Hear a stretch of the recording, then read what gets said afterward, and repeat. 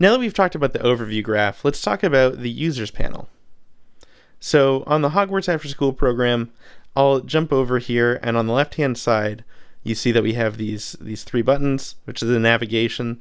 We'll go ahead and hit users, and this actually shows us the users, all of the users for the program. You can see we have these two sections. We have users and we have archived users. And you can probably also see over here on the right-hand side, we have these buttons to archive users. Really what an archived user is it's just, we're freezing that participant. So if somebody no longer wants to, or is no longer coming to your program, you can just archive them. That way they won't show up on the list, and they won't really be bugging you in the users list. But all of their data will still be available. They still age and progress as normal. And if they ever start coming again, you can unarchive them. So let me just show you what I mean by that. So let's say that Ron hasn't been coming in a while.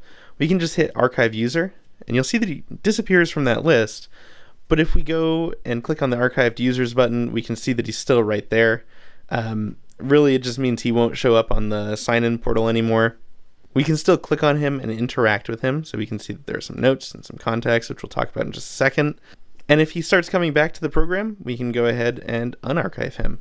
And then he'll show back up on that sign-in list and be interactable again. Let's talk about some of the ways that we can manage users, though. And this is generally the most straightforward place to do it. But anywhere that you see a user listing on the overview or on the users page, you can always just click on them.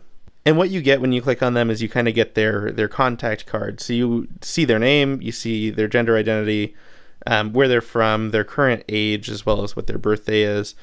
And you see how long ago they registered and when their profile was last updated. We can go ahead and update this right now.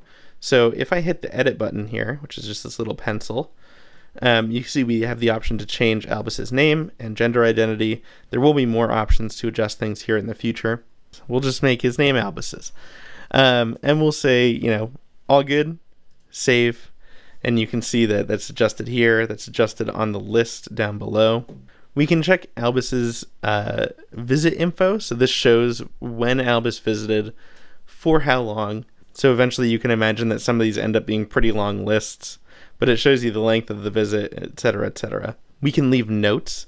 So if you have a manager of the program, or if you're just the only user, you can just leave a note that Albus really likes to be called Albus's. And we'll go ahead and add that.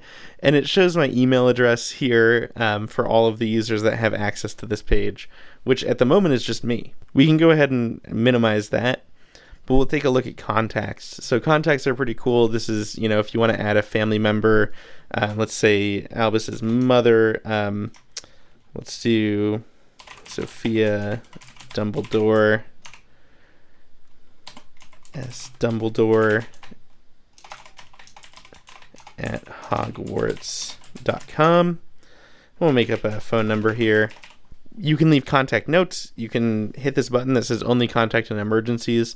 So that is essentially, if they are just an emergency contact, you can mark that as such, and it will display information that tells you that they're only emergency contacts. But in this case, we're just going to hit add, and it will add Sophia's contact card there.